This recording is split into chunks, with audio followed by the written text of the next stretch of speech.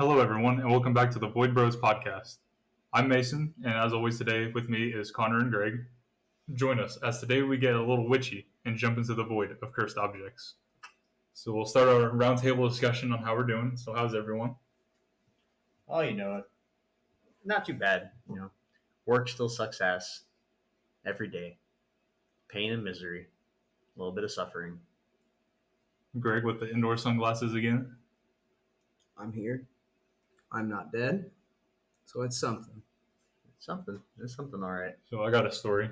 For the first time a couple days ago, I shaved using shaving cream because every point up until then, I was just straight up razor to the face. What part of your body did you shave? Just my face. You're a fucking menace. It was a lot more smooth and quick.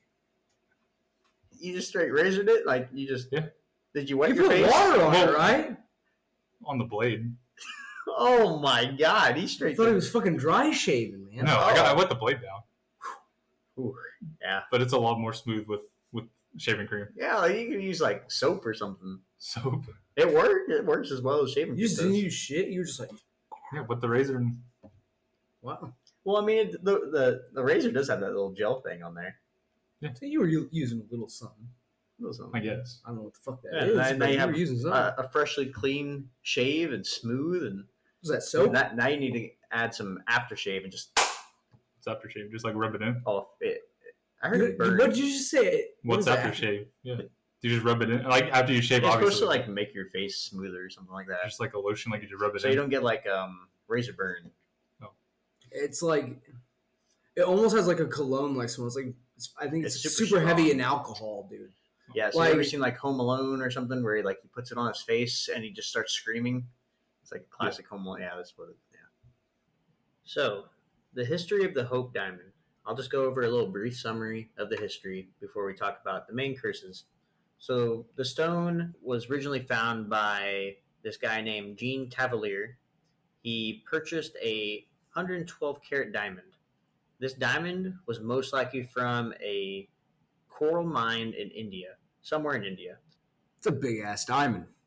Imagine how much that weighed. It weighed a lot. Am I right? Oh, yeah, A for lot. sure. That thing's fucking huge. When they found the stone or the diamond, it was in a triangular shape, and it was just crudely cut. It was raw. So it Raw. wasn't in the necklace yet. No, not yet. So when Tavernier found it, he described it as a beautiful blue, kind of violet-y purple color. It was just stunning to look at due to how big this diamond was. So he then sold it to King Louis of France in 1668. He also sold this diamond with 14 other, large diamonds and a couple other small ones, throw it in there. Yeah. It's king, man. You gotta rock that gold. Golden shit. diamond. Golden diamond. So in 1673, the stone was sent to a court jeweler, which resulting in that he cut the stone, the big ass diamond, down from 112 to 67 quarts. Okay. So, it basically sliced the fucker in half. Pretty much. So after that, King Louis in 1749 had the stone resent to a court jeweler in a piece for a ceremonial jewel for the Order of the Golden Fleece. So he pretty much just said, fuck it, I'm that rich. I'm putting my diamonds in a blanket. What? In a blanket. Now see the gold. Is it like a shiny blanket? Yeah, it's golden fleece. Like it would have to be shiny. It's made out of I would assume probably cotton back then would probably be the main go-to a blanket. And then they had You think cotton or maybe wool or something? probably wool. Back then they had the gold, so they sprinkled gold flakes into it to make it have that kind of golden look. Okay. And then they bedazzled it pretty much. Oh, for some reason, I just thought it was solid chunks of gold just dropped in and mixed in with it. That would be That's what I was thinking. That's like a heavy and blanket. that's how they made the first weighted blanket. Oh my god, dude! You're talking. This Just is in sprinkle some gold in the 1600s, Yeah. and they're fucking bedazzling blankets. They made the weighted Yeah. blanket before it was a thing. Yeah. The golden fleece is also known in Greek mythology as something that can bring the dead back to life. I don't the second Percy Jackson movie explains it. Like it's like they gotta go through all this to get the golden fleece, and they lay it over a casket that's supposed to open up all hell on earth, like just a big gigantic like. Who was in the casket? Oh, I can't remember his name. It's been so long since. Was he important? Movie. Yeah, he's pretty important. He's like destroyer of worlds or something Holy like that. shit! Yeah, it was pretty good. It's pretty good. Definitely recommend watching it. I saw part of it, but I can't. I didn't sit through You just told us earlier you hadn't seen it at all. I lied. So in 1792, the Hope Diamond was stolen from King Louis. He just got robbed.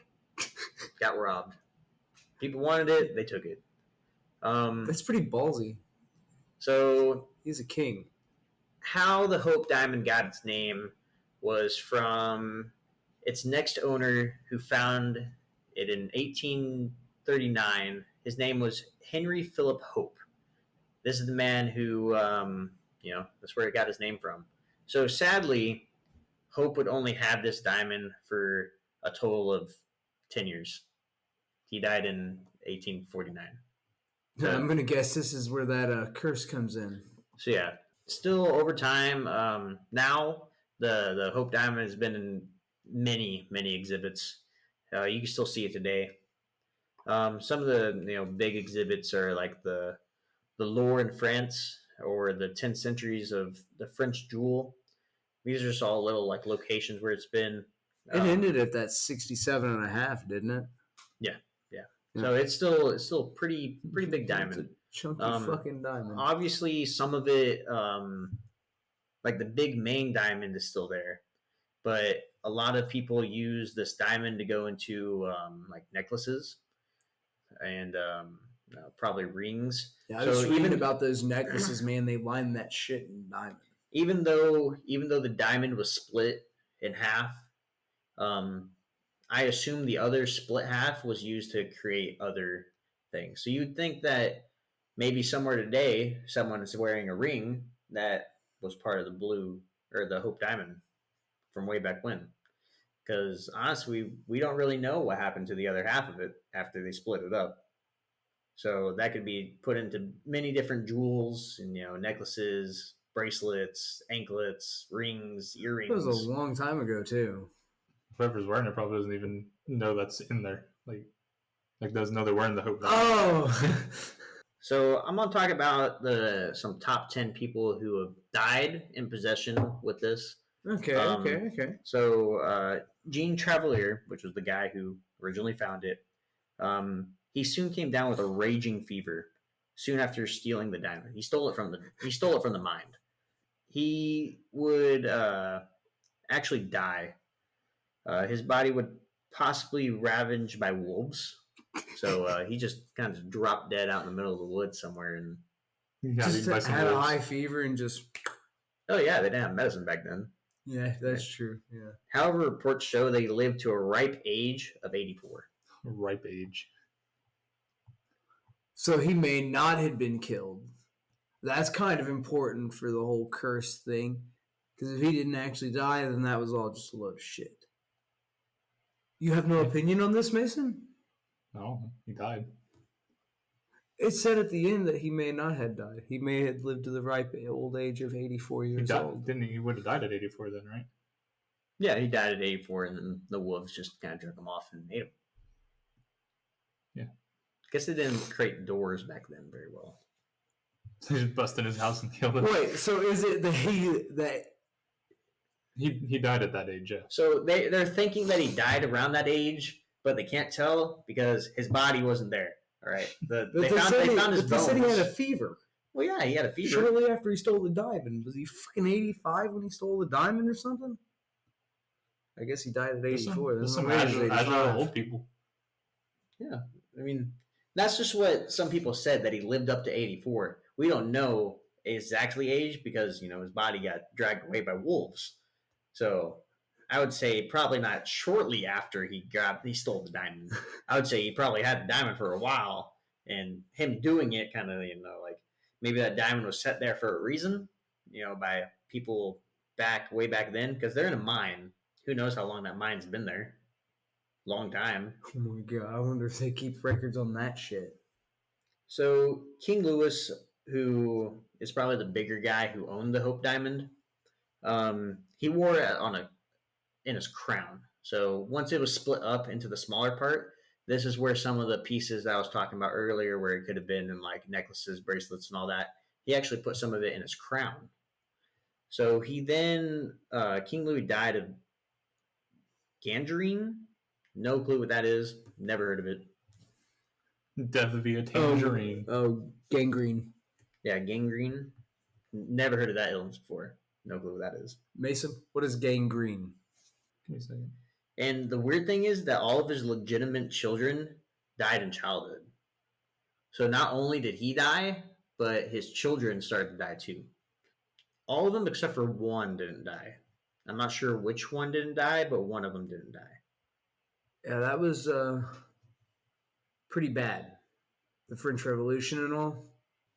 But, all of them dying, it wasn't really atypical in this time. Like, it was, Yeah. and Life expectancy This is is in- not this is in- incredibly long. This is in 1673, so they're living off bread and water. Worse than the Daily Jews bread. got it.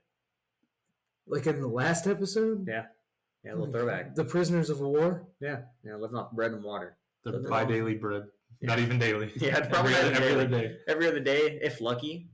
Every other day you get bread. Right. So gangrene is dead tissues caused by an infection or lack of blood flow, which can affect like toes, fingers, and stuff, but it can affect your muscles and organs too, Sounds like he had an infection then.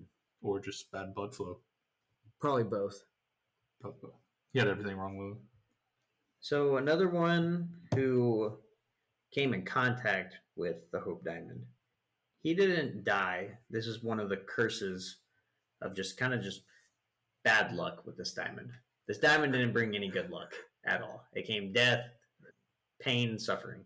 Oh my So God. Nicholas Fouquet, who worked for King Louis, is said to have worn the diamond on special occasions. Shortly after he fell out with King Louis and he was banished from France, the king changed his sentence to a life imprisonment.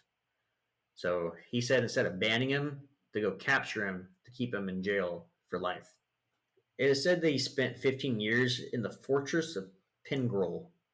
Some people believe that this was the real man in the iron mask. So they forced him to wear an iron mask What for the having fuck? some fallout with the king. I Don't mean, mess around. why the hell would they do that? They don't mess around. You don't mess with the king, Why would he have to wear this mask though? so he doesn't show his stupid, ugly Was this face. mask cool looking? I would probably not think so. I'd probably think it'd probably be the worst thing imaginable to wear. Like there's probably like little slits for eyes. They probably bolted it by the neck. Oh yeah. He couldn't eat properly, dude, because he can't take it off. He's in prison. Well, how the hell does he eat? He probably didn't. He probably died of starvation. He just didn't eat. Problem solved. Yep. That sounds fucking awful.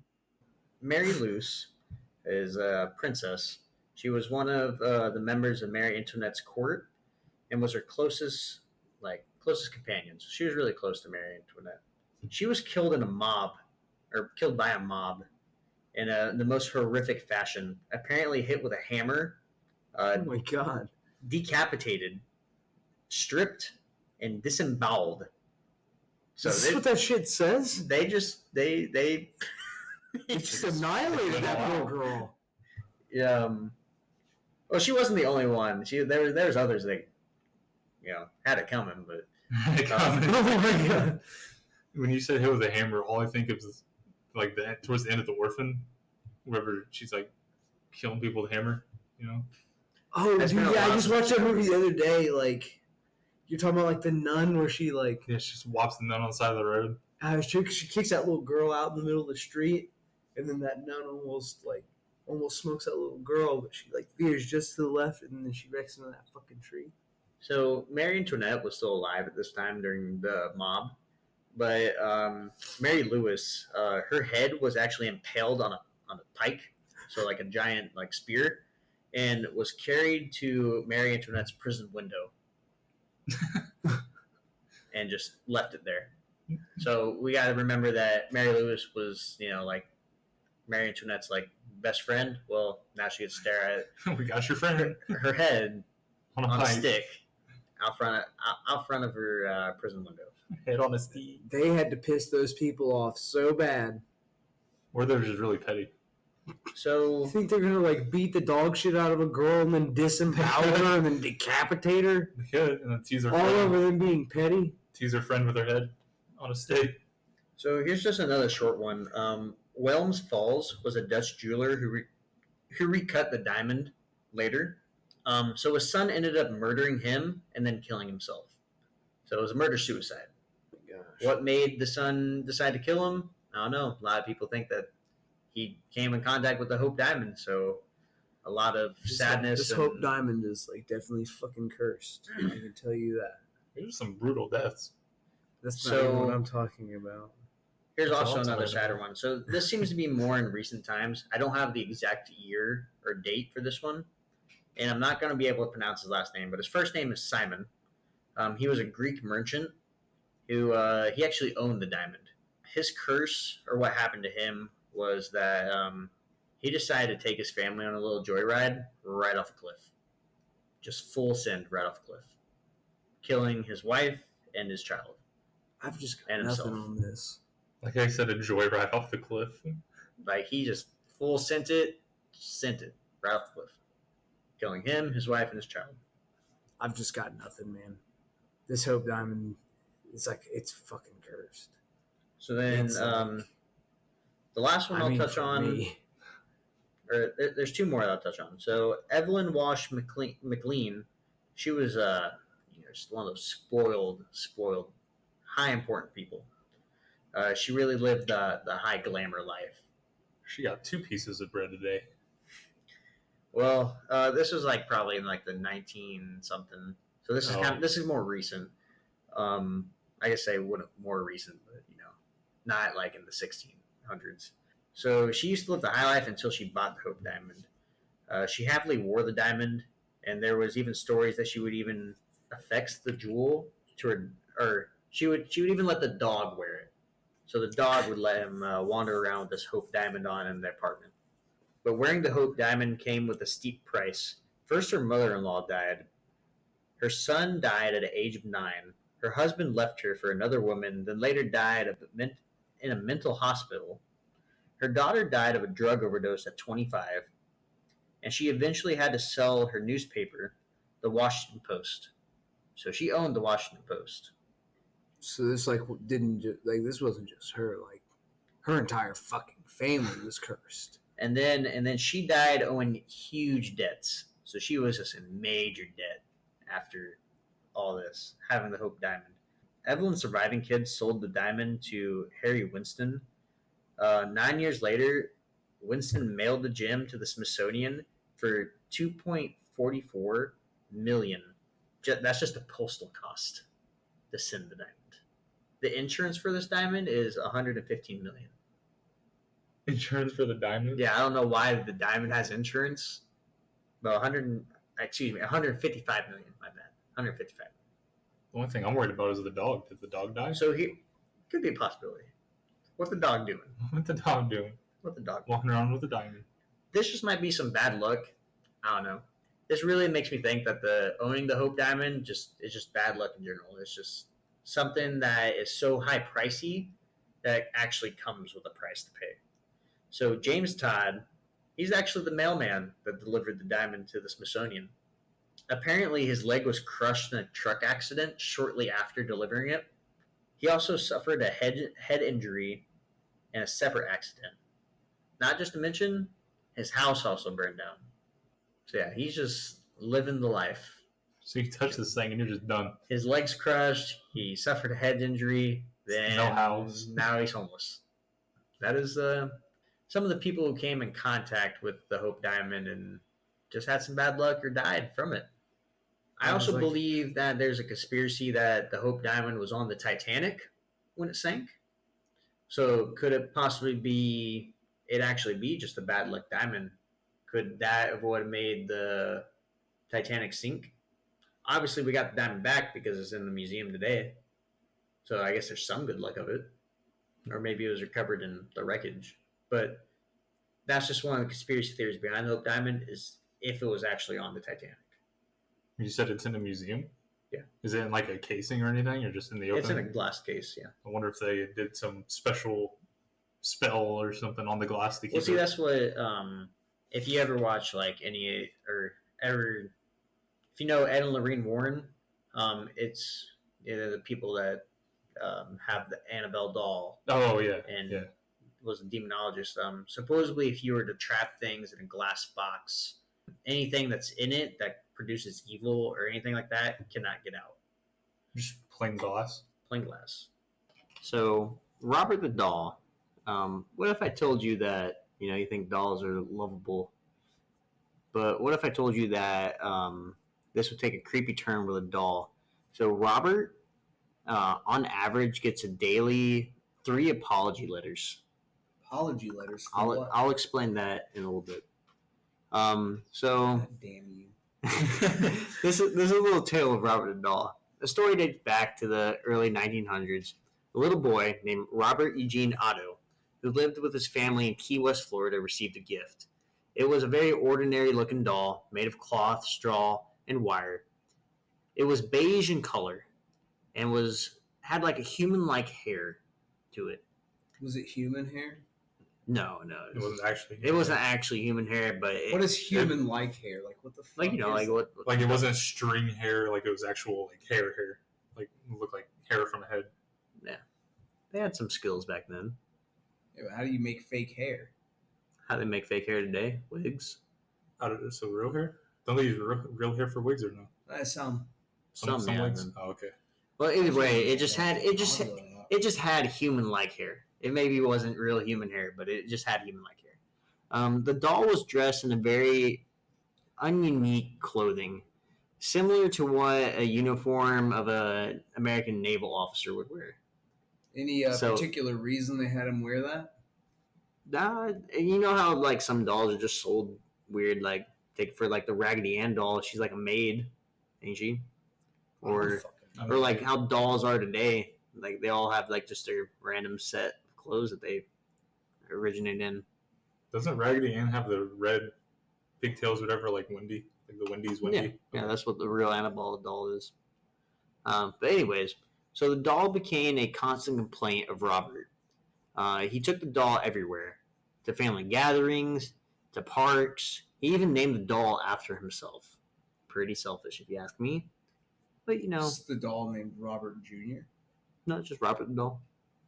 So the family started to call the boy by his middle name, Gene. Robert was now the doll's name. So they just said, we ain't calling you Robert. And we ain't calling the doll Robert.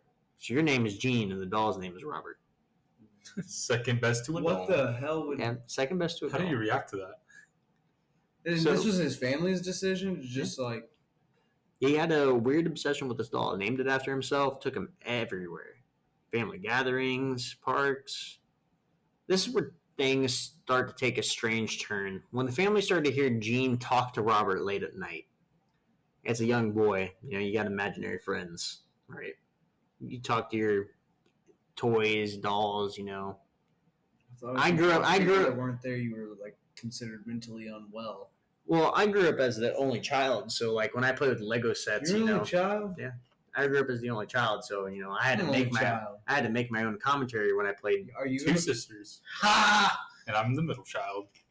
Because like back when I was little, I was in the WWE action figures, so I had like a little wrestling ring. I'd make like the Rock and John Cena fight. I'd do like own commentary and stuff like that. You didn't do like super special matchups. I had a lot of WWE action figures, man. I did too. Yeah. I had like 30 fucking John Cena action figures and shit. 30. I'm just John Cena only. Man. He had different fucking pants on. Jean shorts. Yeah. Jorts and jandals. Jorts and jandals. Just have a whole jean attire. I don't think he could wear sandals to wrestle. Good. That doesn't seem like a You fucking could. great. I've seen people wear bands of wrestling. I've actually seen Ben Askren like wear flip flops and wrestle in those. That's So either ways, fucking nutty. So when his family started to hear Robert talk to the doll, they think they could hear the doll speak back in a cocky tone. His doll was just an asshole. So it was like they want to think that it was just Gene mimicking the voice, like how you talk to like toys if you're the only child. Was it in Otto's imagination, or was it in Gene's imagination that the doll was talking back to him? Did they have him tested? See, no one really knows that. Here's where it kind of gets into more of the, like, is it the curse? Like, I'll explain the curse part in a minute, but this is like, it's also a haunted doll. So strange things start to happen in the residence. Plates and lamps would often fall off and break. Things would disappear and reappear. Whenever Gene was confronted about the mishap, he would bluntly blame Robert, saying that Robert did it. So all these like lamps breaking, plates breaking, and things just disappearing and reappearing, he would just blame it on Robert the doll. That kid was breaking shit. Didn't want an ass whooping. Blamed it on the doll. So Gene was then relocated to Paris, where he grew up, to study and pursue his career in art. Gene moved back to his hometown, Florida. Robert was this? No. Okay. Robert remained in Florida. Gene was now a married man when he came back, but his obsession for the doll didn't seem to diminish that at all. He was still obsessed with this doll, even though he was a married man now. He made arguments for the doll in its topmost section of the house. His wife, Anne, disliked the doll and felt uncomfortable in its presence. On Anne's reoccurring request, he locked the doll in the attic.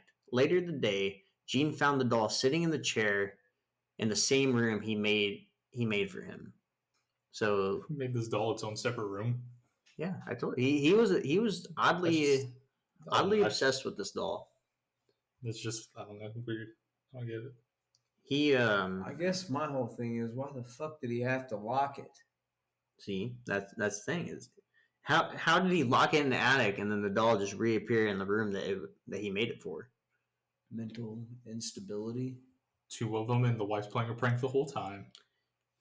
So his whole fucking family and his wife are all playing a prank on this guy and driving him like literally fucking nuts. His entire life. So he locked Robert a couple times in the attic, justifying him reappearing in this rocking chair by the window in his room. The neighborhood children reported Robert mocking them from the window. So this doll was moving and talking to them. From what it seems. So Gene Otto died in 1974, and Anne then moved out. I wouldn't blame her. You got a creepy doll now. His wife? Yeah. So he died. His wife was still alive, but his wife just moved out. A new owner moved in. Wait, how did he die? Probably just old age, from what I would think of. So how long did this lady stick around with this fucking doll? I think she'd have dumped his ass in a year. She stuck around, I guess. A new owner moved in, and they had a 10-year-old daughter who found Robert in the attic and was soon attached to it. Oh, fucking hell. But soon the doll became a nightmare to her, too. The girl reported the doll moved in a room. At night, the family would be awakened by shrieks of the girl who claimed the doll tried to hurt her. Even the visitors would hear evil laughter and pacing footsteps from the attic. Soon the doll was given away. I kind of want to see this doll. I think these people are fucking nutty. So, yeah, Robert the doll, it's... Are you pulling up a picture of the doll? I didn't mean like... Oh, okay. Like, I mean like in person. Oh. Do you know what Robert the doll looks like? Yeah. Yeah, so he's a very... Like, now he is very, very creepy. He's all fucking dirty. He's old in his face? He's really old. Yeah, he looks like a bum's asshole, Mason. Yeah, that's weird. He's like... Looks like he's made of fucking wood. Yeah, I've never seen him before. Is he made of wood? No, it's just old material that's like falling apart. Yeah, so this picture, there's a space between his face and his ear, and it looks like he's just wearing like a face mask, like someone's face as a mask. The little space. A lot of main question is Robert really haunted? Many people believe so. According to rumors, the Otto family didn't treat their servants very well. One of the servants grew extremely tired of the constant mistreatment and sought to take revenge. So here's where the curse takes place. So a servant is allegedly to have cursed the doll with black magic and handed the doll to the boy as a parting gift when she left. Spooky shit. However, in reality, things are not so as much. Robert was given to Jean by his grandfather after he came back from a trip to Germany. This has also been validated by the East Martello Museum that has verified it to be manufactured by Steff Company in Germany. Today, Robert rests in a glass cabin in Fort East Monticello Museum in Key West, Florida. So this is where I was talking about how it seems like all like haunted, possessed, or cursed items are always contained behind a glass box. Yeah. So if I want to protect myself, I need a glass suit of armor. I don't think that works that way. Yeah, I don't know about that. Well, you can't get in. So You're wearing a glass suit of armor. If anything remotely happens to you, you're fucked. Better be I'll like figure it out. bulletproof glass or something. They make plexiglass. that's true. It might take like just a It'd be solid hot fall as and shit. your ass is You better dead. be fighting at I night. can get those little neck fans like people wear at work, you know? Just little, you can put it on your neck and has the two fans that blow in your face. Why do you need a neck fan? It's going to get hot. Gotta stay cool in there. So Yeah, glass is heavy as hell. Good workout. So his cabinet is filled with letters and notes from visitors. Scaringly, they are not fan letters, but apology ones. Anyone who visits Robert has to make sure that he or she doesn't disrespect or insult him in any way. Also, the staff of the museum advise visitors to take his permission before taking pictures. So they're buying into all this too. So yeah, so there's been many stories of people who take pictures of Robert without asking his permission, and bad things happen. There's one account where a guy took a picture of Robert and kind of laughed at him due to how not beautiful the doll is. He then later died in a motorcycle accident. There was another lady who took pictures, or her mom took pictures of him without permission, and just terrible things started happening to her mom. She was getting sick. She ended up in the hospital, had a heart attack, had to get heart surgery. She lived, but she wrote an apology letter to Robert, and then everything just kind of went back to normal. Did she die shortly after that? No, she didn't die. She's still alive to this day. I think she'd probably be in her like 70, like late 70s. Oh yeah, so she Could be. So yeah, so apparently the curse behind Robert the doll is that you just have to respect him. But it seems that people who either make fun of him or disrespect him or don't ask permissions to take photos, something bad always ends up happening to him. Whether it's death, whether it's injuries or sickness. I kind of want to talk shit about this doll, Yeah, but I really don't trust it. That's where I'm in the middle of things like this. Like, it's just a doll. What's wrong with taking a picture of it? But at the same time, like, I don't know. It's kind of a weird coincidence that these people do this and then something bad happens to them after. It could all be a weird coincidence, or it could actually be a curse set behind it. That's what, yeah, like, I can see both sides. That's where it's kind of weird to me, and I don't really know which side to take or what to believe. Yeah, so for our next topic, I'm actually going to let Mason take over here. He did some great research over his next topics, which he's going to talk about. I did. I'm kind of very excited for it. I watched a movie on it and everything that I'll talk about after. Is this movie porn? It is not. For the first time I watched a movie that is not. I'm just kidding. I'm a good boy. So I'm going to be talking about a Dybbuk box. So first I'm going to define what a Dybbuk is. It is a malicious spirit in the Jewish religion text that attaches to living things, kind of like as a punishment for something, just like a punishment to have this thing on you, which obviously a Dybbuk box is a box that's not living. So it's just kind of like the concept of what it is why it's called the Dybbuk. It's the Dybbuk box is a wine cabinet. It's like a little tiny, you can hold in your hands like a wine cabinet box. said to be possessed by an evil spirit. It was formerly held by Kevin Mannis in Portland, Oregon, and he got it from kind of like a yard sale. Like someone was having a yard sale in the yard, and he saw it and he bought it. So he picked up this cursed item at a yard sale, or is it not cursed yet? I will say, when it comes to like coming in possession of a cursed object, a lot of them are in old antique stores or like yard sales or something. That's due to the fact that they're hoping people would buy it because it's causing them issues. They have no clue that there's either a curse or it's a possessed object or there's something. Blow that shit up. Well, see, that's the thing. Sometimes you can't just burn it. If it has to attach to an item. Well, it depends. If it's an attachment, they're in a possession. Even an object can be exorcised, which is strange enough. But with the Dybbuk Box, when Mason gets into it, I'll explain why this specific thing can't be exorcised. So I'll be damned. When Manus got the box, it was padlocked, and he tried to return it because he couldn't get it open, but the owner wouldn't take it back.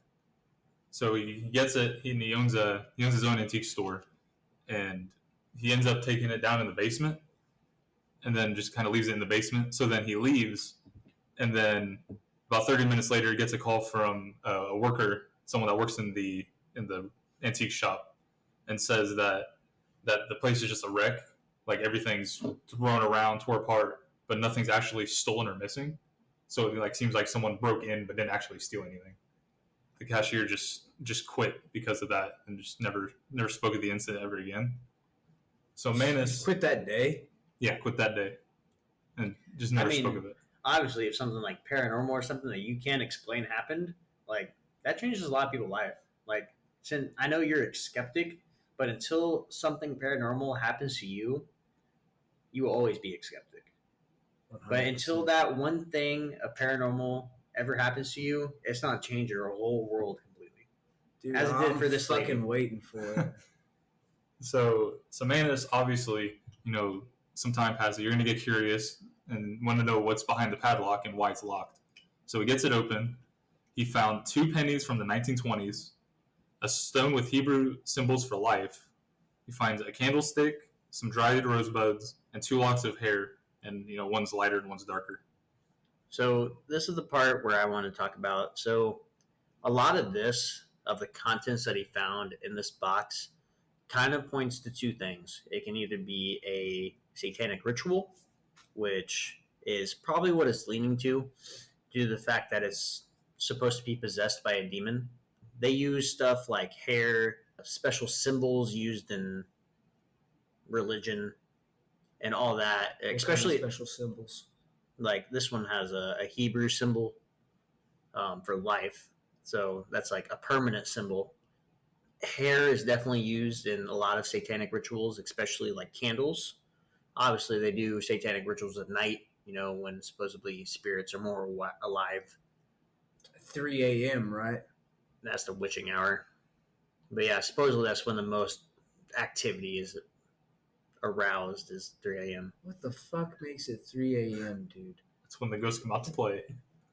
But 3 a.m. So they're kind of like raccoons in a way. Like, sure. I went camping one time at Lieber, and I shit you not, these raccoons, like, they were just fucking savages, and we couldn't do shit. Like a wolf in a full moon. Oh my god, no, dude! They broke into the fucking coolers. Okay, so we ended up taking all the shit out of the coolers that we could, and we throw it all in the back of the fucking truck. We're laying there sleeping at night. All of a sudden, we hear this like fucking scuttling around outside. So we run out there. This raccoon broke into the fucking truck, dude, and we couldn't get it out because it was trying to hurt us. So we just had to fuck off and leave this raccoon alone in the truck and let it do whatever it's going to do. So when we went back to bed, there was a cat around the campground, and I was in one of those tents that had like the hallway in it, and the cat went up under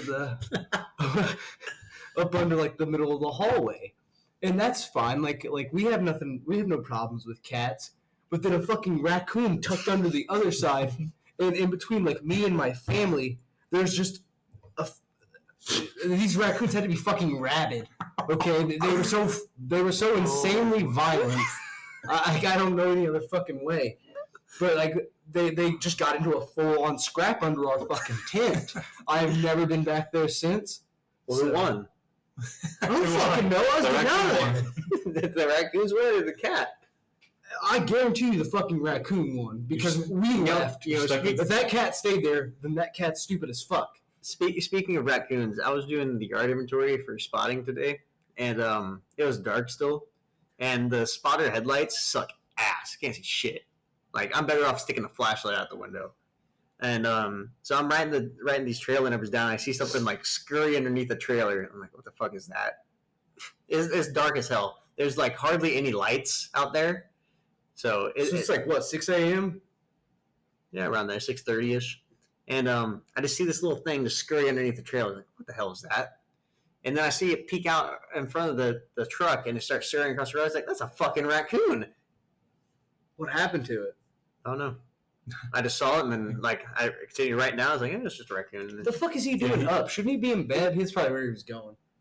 I don't know. I've also saw a groundhog back there before too. What other creatures? A couple cats. We get birds in the building. Oh, yeah. Birds everywhere. They're fortunate enough that everyone leaves fucking food around, so they just feed on that.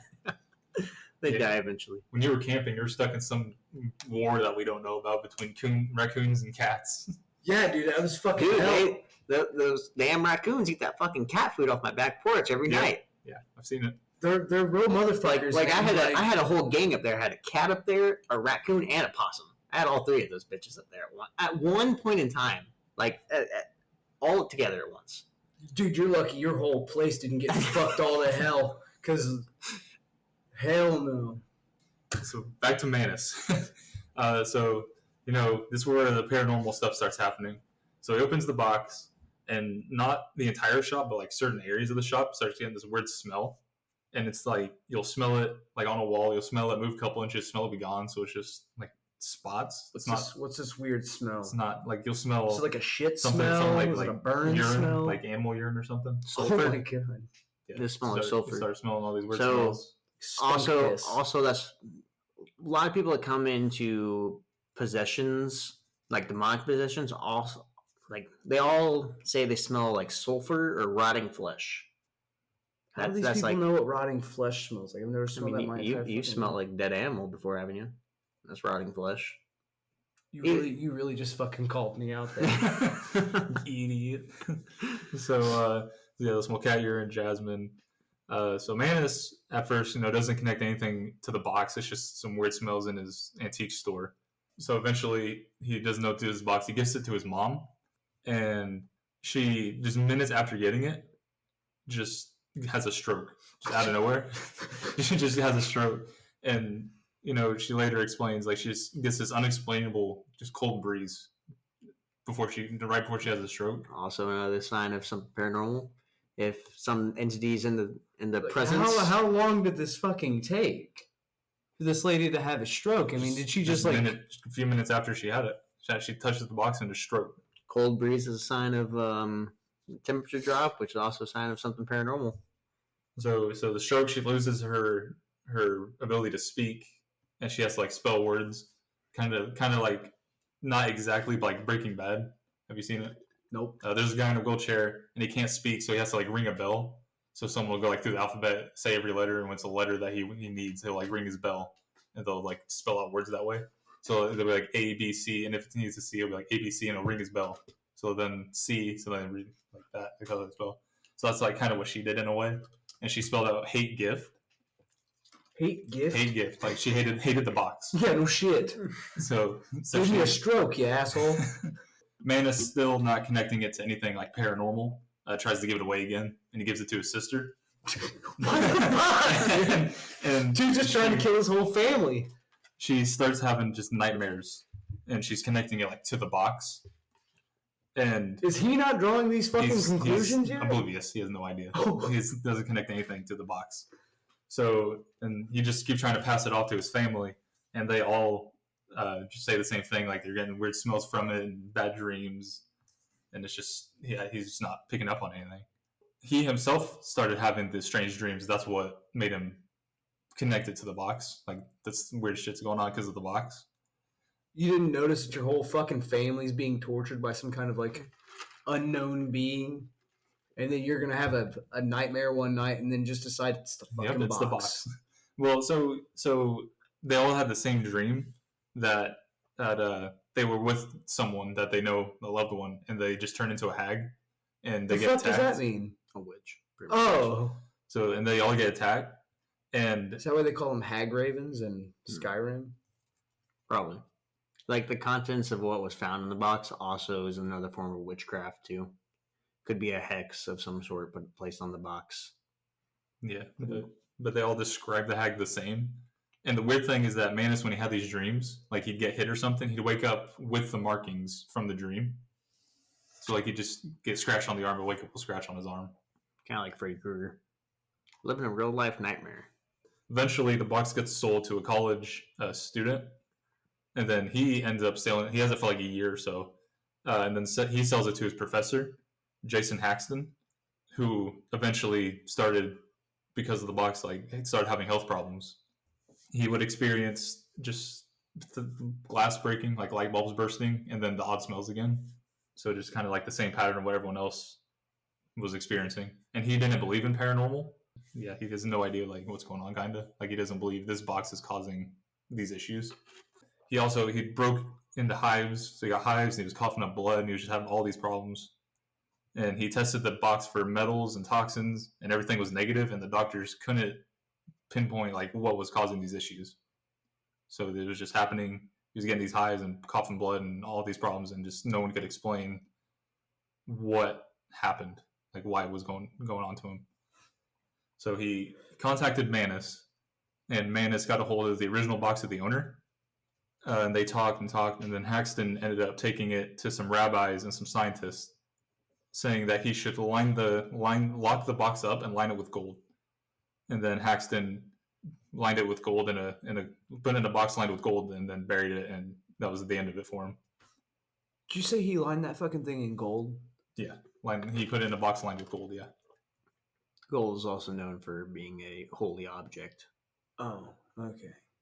The original owner and her cousin were in Poland around the World War II time, and they several times tried a seance, which is like a ritual to contact the paranormal. And they used a pendulum and a spirit board that was on cloth, and they just kept trying to reach the spirit. And the spirit wanted to come like into our world. They hesitated because they didn't want this evil. They could have been evil, like they didn't want to come into our world, so they tried trapping it in this box. Somebody needs to tell those assholes that they come here, they have to pay taxes. Do you know what they're better off staying dead? You know what the pendulum is? Like when it comes to, so a pendulum is like really known in spiritual stuff. Like a lot of like gypsies or hippie people use it. It's a I'm gypsy, right? Well, yeah, then you should know it. I live in a van down by the fucking river, dude. It's normally some type of healing crystal or just a crystal itself, and they like normally will like wave it around in a circle, and then sometimes if like other like spirits or something, if the pendulum gets interrupted, so like it'll stop swinging in a circle, maybe side to side or something, that means that there's some other spiritual being there, and that's also helping. Pardon me, sorry about that. That's also helping with the spirit board session. Will you repeat the end of that? I coughed. Yeah, the pendulum thing. So like when a spirit or some otherworldly being interferes with the pendulum spinning in a circle, yeah, the pendulum will start swinging side to side or forward and backwards, just not in a circle anymore. So that's also a well-known thing that. What about the wind? Well, they're inside, I would hope. So. Do they have central air? And I mean, 1938. No. I mean, probably not. But yeah, this is something to help palm readers. They do that too with the pendulum thing. It's always been a known thing to have a pendulum, like a crystal on a pendulum, just to help with spiritual stuff. Is it any specific type of crystal, or is it just a crystal? I'm sure there's a specific type of crystal meth. Yeah, the Heisenberg blue meth used for summoning demons. So they tried again the seance November 10th, 1938, but they don't believe they actually trapped the spirit. And then word got out that they were trying to trap the paranormal and bring it over into our world. They were sent to a concentration camp. They might have been digging tunnels. They might have been digging some tunnels. They probably were. So obviously they go to a concentration camp. They're not going to take the box with them. Like they're just captured and taken. So they lose the box. Did the Nazis come in possession of this shit? No. That's why they lost the fucking amber room. Well, see, Dybbuk Box. It wasn't covered in gold. It wasn't covered in gold. You said it was in a box lined with gold. That's horseshit. What's that? This is we like kind of backtrack here. That's the. Yeah, we backtracked. I should have specified that. God damn. So they're in this concentration camp. Her and her cousin get out, and they try the seance again, and they end up actually trapping a spirit in the box. So there's said to be 3 boxes. This first one that they lost, that they may or may not have trapped it in. The second one that they did trap it in, and then a third box that is not being released to the public. Like the location, nothing about it's being told. So there could be multiple boxes out in the world. There's many Dybbuk boxes. Obviously, for this main one, this one that maybe people ain't talking about could be in some really holy spot due to what they've caught in that box. If the box, what would you consider a holy spot? Like the cathedral, some big church. I would obviously think the cathedral would probably be one of the bigger ones. They have a lot of holy objects there. Something truly holy that strongly believes in God is where it'd be hidden at. In hopes of scaring the demon off? Hopes of keeping it trapped there so it doesn't get out into the world. What if it just wanted to go back to hell or wherever the fuck it came from? They should really try talking to these guys. They might not be so fucking bad. That might be why all this shit happens, because nobody will fucking chat with them. They just want to lock them away in a box. Well, so they made a movie off of this experience. I don't know why that popped up. They made a movie off this experience called The Possession. It's not word for word this story. It's gonna be dramatized for Hollywood and all that. So there's some differences in it. The original Dybbuk Box was offered to use for the movie, but everyone was so terrified of it, the cast, they didn't want any part of it, so they built a replica of the box. That's nonsense. But people were still terrified of it. And same with the original box, those pussies. They'd be seeing bursted bulbs and smelling weird smells. And what's really odd is where they kept the box. They kept it in a little building. The building burned down. Just no arson. They couldn't track why. Was it a holy place? I imagine not. They're not going to have a holy place just for this replica box.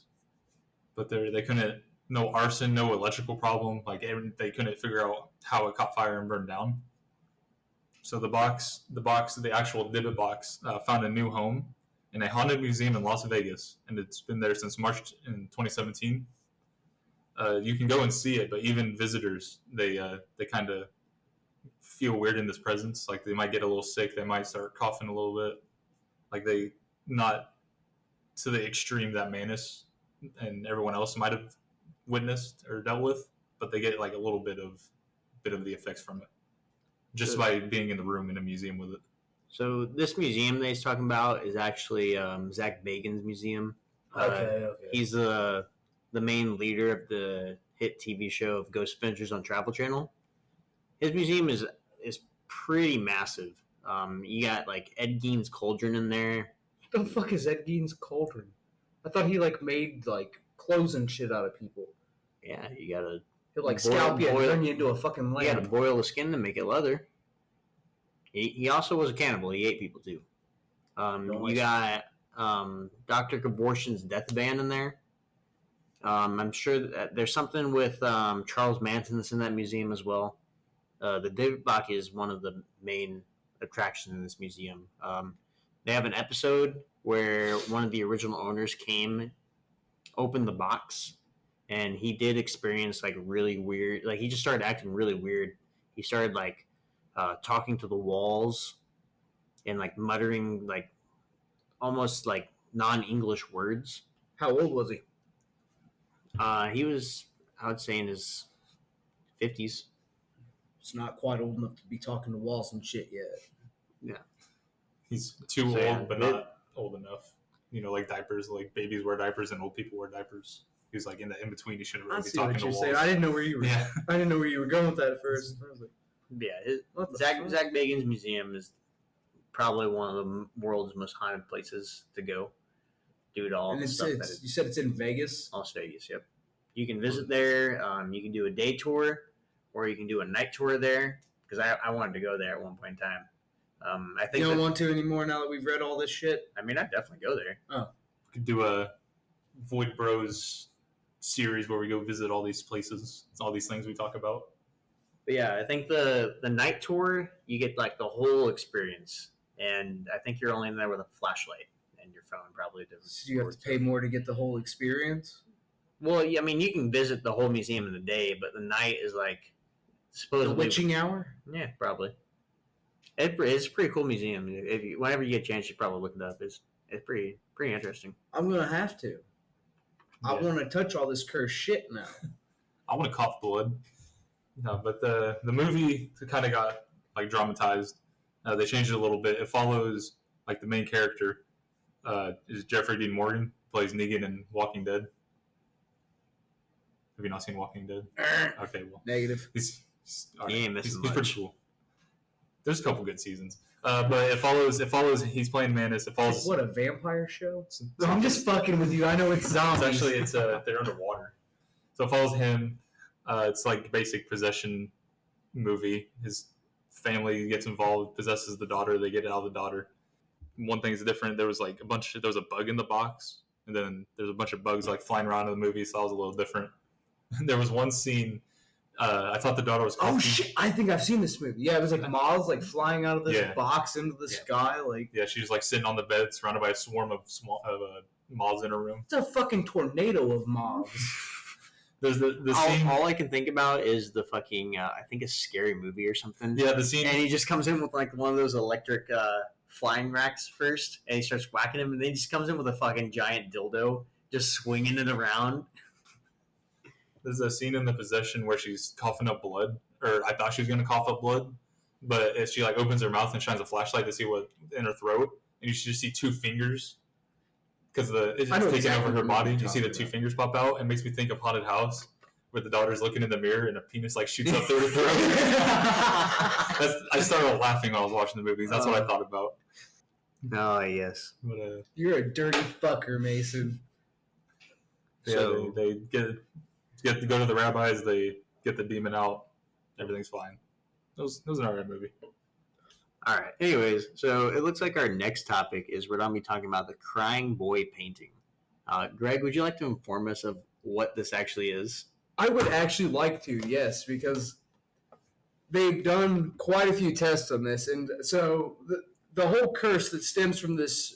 It's not necessarily like a painting. It's a print that they did. So it was mass-produced. It was found in many homes. This thing was done from, I believe it said like the I think it said 30s to like the 19... Oh, shit, it's on the screen. Well, I'll be damned. We have notes. The 1950s onward to like 1985. But either way, like the whole thing with this print was they kept finding houses completely burned the fuck down, but this painting somehow would make it out. So people unmarked. I mean, some of them had markings on them. The whole thing was like, I've actually watched a video where they caught one of these paintings on fire, and what happens is it actually burned a considerably small hole for the size of the print in the bottom corner, but it never spread and it ended up going out. But what happens is something that they used in the print had some kind of fire retardant in it. So when anything, like any kind of flame or anything would get near it, it wouldn't really be able to spread or anything like that. The way these paintings apparently were preserved was they'd be hanging on a wall and they'd be hanging from a string. Well, as the fire would rage, the string would actually end up deteriorating before anything else. So the painting or the print would fall face down onto the floor. And when it falls face down, that kind of blocks it in with the frame. the fire can't really damage it. It can't really spread on it. And it also, falling face down, protects it from like smoke damage and shit. So when they were recovering these things, the painting or the prints were pretty much untouched, damn near. But I find it really interesting that they've actually done tests and whatnot and figured out that's what caused it, and not necessarily that it's a fucking curse if you put this painting in your house that it's going to burn down. But have they? Shit, I say you cover your house in these fucking paintings and it'll never burn down. But what causes the house to burn? Is the question. Have they ever figured out like if it's like faulty The problem that they have with or- that is this painting was like the prints of his paintings were very, very, very mass produced, and like you could go into a lot of homes and you can read online where people have stories of their grandparents or their mother having this painting in their house and it scaring the shit out of them, but their house has never burned down or anything like that. So the houses that it was in, it's more of a matter of that there were so many fucking prints out there that they were in so many houses. And I mean, I don't know exactly how many houses burned down a year, but like I'm sure there were a decent amount, and it was fairly popular to have in your house. It's like when they show you those pictures of like, oh, like tell me your grandparents had this couch. Yeah, my fucking grandparents had that couch, dude. Yeah. So it kind of falls into that territory, you know. But I think that pretty much sums it up for the Crying Boy painting, though. I mean, it was a short one. What the fuck was that? I think people are moving. Okay, then. Talking about cursed objects, see a shadow in the window, and everyone starts freaking out. Okay, so did you guys have anything you want to add about the Crying Boy? So did they not know what exactly caused some of the house fires? To be quite honest with you, I didn't really look into it. It was so popular, and I was super hell bent on the research done on it. And I found that to be super. I didn't even really look at. I've experienced a house fire like within my family, and they never really figured out how it started necessarily, but I think it could have been maybe the wood burning stove in the house, but okay. Well, I guess it is that. I don't know. Like one day I was sitting in the living room and I felt like I smelled like burning from the couch because it was an electric couch, so it had like the chargers in it and all that shit, and it would recline with the buttons and shit. Mm-hmm. So I don't know, like house fires can be started from literally anything. It could be faulty wiring. I guess that's true, but I wouldn't say it's necessarily a curse as much as it is just a lot of these houses kind of maybe being out of date. What if we were to take it back to like the 1950s? Like obviously they didn't have electrical chairs or anything like that. So this is more like based on like burning stoves and like fireplaces and stuff. Well, like I think it could be done on like electrical jobs as well. Could have been a stem from the problem because I mean not all electricians are created equally, and I'm sure there are some really shitty electricians out there. So that's my whole thought on it. Wait, so I think I kind of blinked on this. You said you didn't know how many house fires there were that had the painting in it? No. I mean, shit, to tell you the truth, that there are several of these prints still out here. Somebody's house could fucking burn down tomorrow with one of them in there. I wouldn't think twice about it. I'm not putting one in my house. And like I said, if I did, I'd line my fucking house with them. I guess it pretty much sums it up.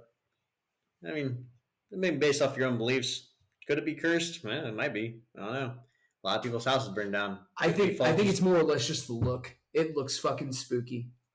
Well, to me, it's kind of weird that they all would happen to fall face down. It's just a matter of how they were on the wall. Okay. Like I said, 9 times out of 10 they were hung on the wall, and then the string would deteriorate first.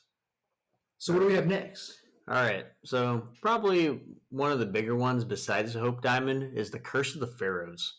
So I'm not going to get into many curses of the Pharaohs because obviously there was a lot of Egyptian kings back in the day. The main one that I will talk about is obviously King Tut. Tutankhamun? Yep, Tutankhamun. He was probably, the biggest Egyptian king known today that many people know about. Probably the main one that everyone knows about. I believe his uncle killed him, right? Yeah. Or he died at a really young age. Yeah. I think they said like he had all kinds of health problems and shit too. Like they've like examined his bones and whatnot, and he was not actually in like the greatest of health as far as his body went. So there's rumors that ever since his tomb was discovered in the Egypt's Valley of the Kings, Valley of the Kings is where a lot of Egyptian kings are buried. A lot of not just Egyptian kings, it's higher up people too. Anybody who dared violate the King Tut's final resting place is supposedly faced with a terrible curse. So who found the tomb was Howard Carter, and his team finally found the tomb of King Tut on February of 1923. The scientific community celebrated. Everything was in such excellent condition, centuries of grave robbers had managed not to find Tut's final resting place, so the tomb promised untold treasures for archaeologists. Unknown to them, they may have found more than just gold in the tomb. Death and disaster struck a number of people who were involved with the grave, the finding of the grave and excavating it all. There's a theory that goes around about this. When it comes to the curse, in some cases, there was on another tomb of another king, they found the words, "Whoever shall enter my tomb, an end shall be made for him. I shall cast the fear of myself into them."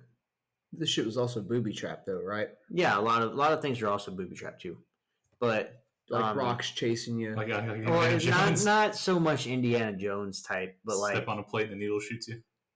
Something along that line. Like you step on a plate and like a certain part of the thing could probably collapse, or a stone wall will roll down and block you in and seal you in there with the king. That's really sweet of him. So he just wants a friend. The first curse or death that I'll get into is George Herbert. He was one of the main guys who financed the excavation of this thing. Does it mention how expensive this excavation was? I didn't really do too much research how much it cost. I was just more worried about how he died. Yeah, fair enough. George accidentally tore open a mosquito bite while shaving and ended up dying of blood poisoning shortly thereafter. This occurred a few months after the tomb was opened, and a mere 6 weeks after the press started reporting the mummy curse, which was thought to be afflicted on anyone who was associated disturbing the mummy's resting place. He ended up dying of blood poisoning, but the weird thing is that before he died, all the lights in his house, and according to some accounts, all the lights of Cairo mysteriously went out right before he died. So he has a mosquito bite. I'm guessing his face. I've never been bitten in the face by a mosquito. Honestly, I don't even know. There's obviously bugs in Egypt at that time, because if any of you know who Cleopatra was, she was obviously like the queen of like locusts and all that. And scarabs. Yeah, scarabs and stuff. So there's obviously bugs. I don't know about mosquitoes. He probably got bit. I mean, I've been bit by mosquitoes all the time. It's in Africa, dude. That mosquito could have fucking West Nile. Who knows what was going around back then? Apparently those mosquitoes get fucking huge, dude. Like outright massive. Well, isn't that where the mosquito, like, didn't the West Nile virus come from Africa? I believe so, yeah. Okay, here's my little random kind of on topic, off-topic question or comment. Go for it. Oh, I saw a video of a mosquito that was sucking blood, and it sucked too much and just popped. Oh yeah, I've seen that video too. Yeah, they just overdrink themselves and they just die. Pops. Oh yeah. They're fucking dumb. Drink my blood, you little bastard. Another death was Sir Bruce Ingram. Howard Carter, the archaeologist who discovered the grave, gave a paperweight to his friend Bruce Ingram as a gift. The paperweight, appropriately, or perhaps quite inappropriately, consisted of the mummified hand wearing a bracelet that was supposedly inscribed with the phrase, "Cursed by whom moves my body." Ingram did not die from the mummy's curse, though his house burned to the ground not long after receiving the gift. He tried to rebuild it, but then it was hit with a flood. So if anybody tries to give you an Egyptian paperweight, you tell them to stick it in their ass. Did he know what the words meant when he gave the gift away? I would assume not. Unless he just didn't like the guy. So another one is George J. God. Good. Cool. He's got a weird last name. He was a wealthy American financier and a oh my god. Railroad guy who visited the tomb in 1923. He fell sick and almost immediately afterwards, after he visited, he would recover, and he would never really recover. He would die of pneumonia a few months later. Oh my god. Where was this guy? This was the dude with the paperweight? No, this was another one. This guy's name is George. He was just a wealthy American financier. So he just financed the tomb? No, he just had money and he just wanted to go over there and look at the tomb. Oh, he just went and looked at the shit and... Yeah. And died. What happened to him again? He just fell sick almost immediately after visiting the tomb. He never really recovered and he just died of pneumonia a few months after visiting. He was just sick for months and then just died. Pneumonia is a really bad, lung. Yeah. Isn't it common in babies? Could it have come from, maybe TB or something like that? It was still floating around in the 1920s, wasn't it? I would assume so, but, then again, it's the 1920s. You think they had medicine back then that really helped with that? No. Yeah, he died. What if he had tuberculosis going over there? Maybe he breathed in some sand and it messed him up. No. Going there was probably just the straw that broke the camel's back, and then his fucking shit just kicked in hardcore. I would guess maybe. So the next one, honestly, this is the weirdest name I've ever heard for. I've never heard a guy named Aubrey Herbert. His name is Aubrey. Isn't that Drake's real name? I have no clue. So he was actually George Herbert's half brother, which was the main guy who financed King Tut's tomb excavation. Aubrey Herbert was born with a really bad eye condition and became totally blind later in life. A doctor suggests that his rotten, infected teeth were somehow the cause of him losing his vision. Herbert had every single tooth pulled from his mouth in an effort to regain his sight. This didn't work. However, he did die of sepsis. Sepsis is a life-threatening condition which occurs when the body's response to an infection damages its own tissue. So it pretty much... it also... syphilis may progress into septic shock, which is... this is a dramatic drop in blood pressure and could lead to severe organ problems and death. This guy just had all of his teeth ripped out and then died of sepsis. Yeah, Just the fucking teeth. Just 5 months after the death of his. How bad were these vision problems? You think You think he was fucking blind? He went blind in one eye. That's better than dead. Well, yeah. But he sepsis. The thing is that he died 5 months after his brother did. I looked it up. Aubrey Drake Graham is Drake's name. Weird. All right. The only reason I know that is because I saw a video of Kevin Durant yelling at him after a game one time. So another one is Hugh Evelyn White.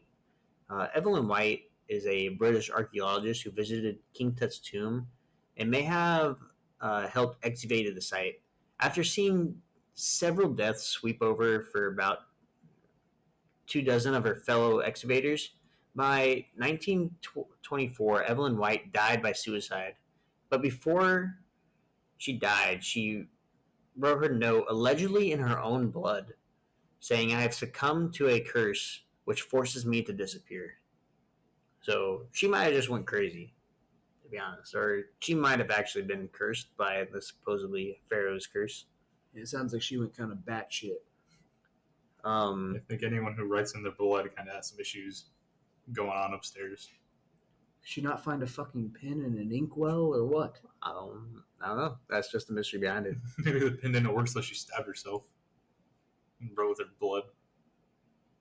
So another one gets it done. Another one is Aaron Ember. He's an American Egyptologist.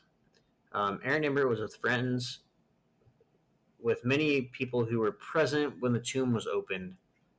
Ember died in 1926, with his house in Baltimore burned down less than an hour after him and his wife hosted a dinner party. He could have exited safely, but his wife encouraged him to save the manuscript that he's been working on while she fetched their son. Sadly, the family and their maid died in the house fire. I'm noticing a theme with all these fucking curses. Burning. Yeah, everything is burning to the ground.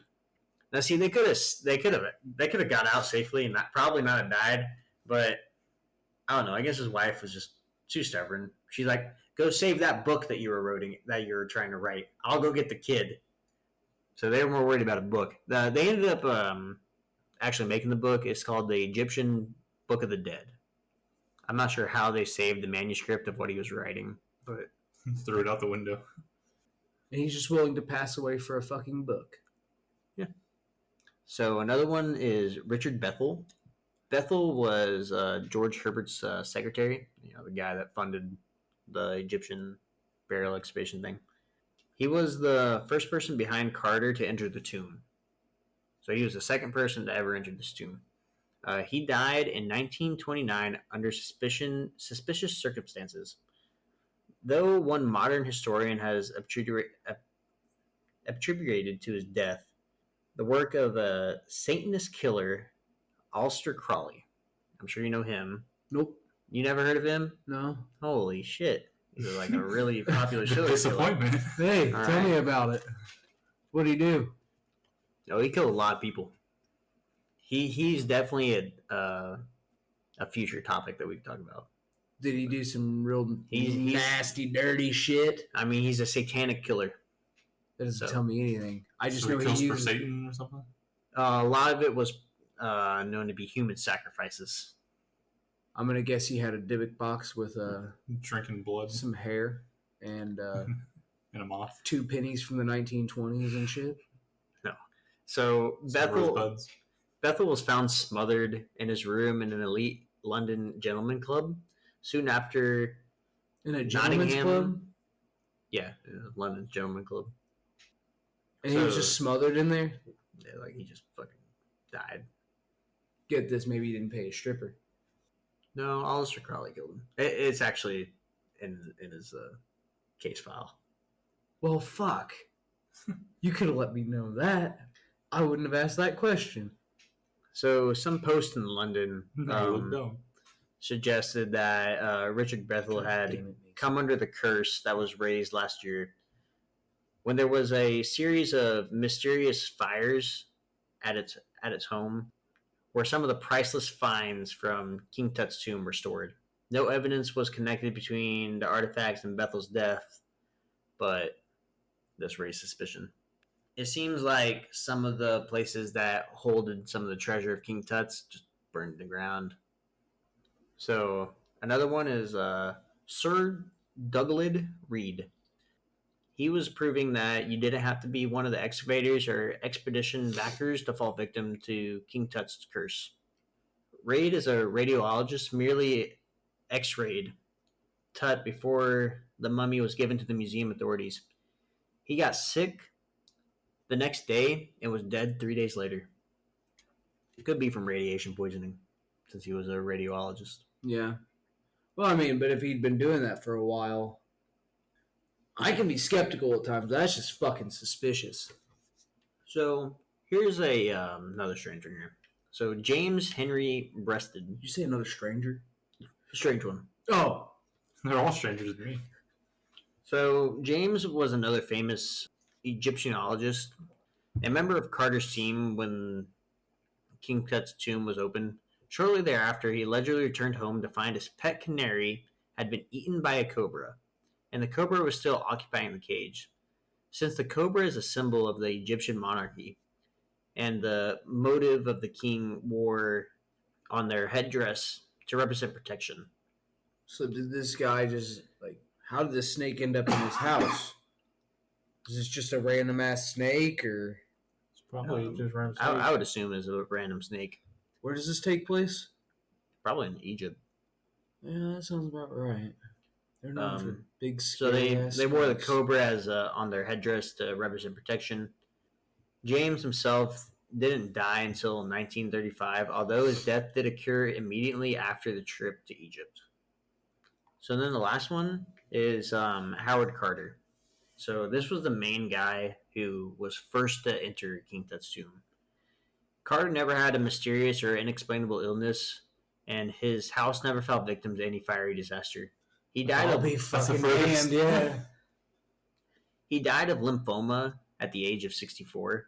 His tombstone even says, "May your spirit live. May you spread millions of years.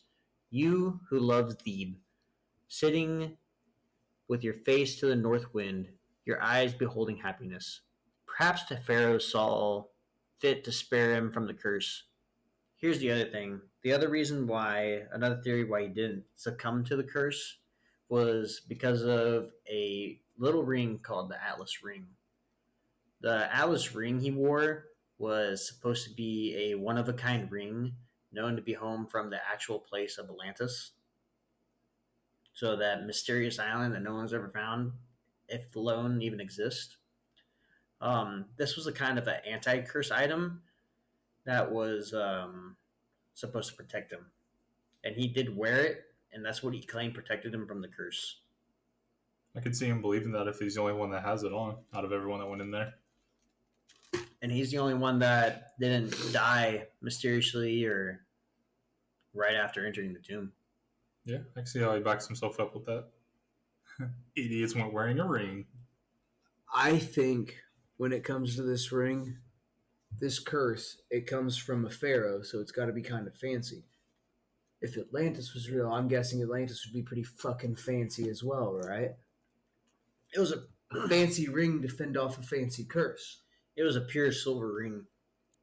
That's pretty fucking lame, dude. Nobody gives a shit about silver. Yeah, the pictures of it doesn't look like it's all like, wow. Maybe it's not fancy.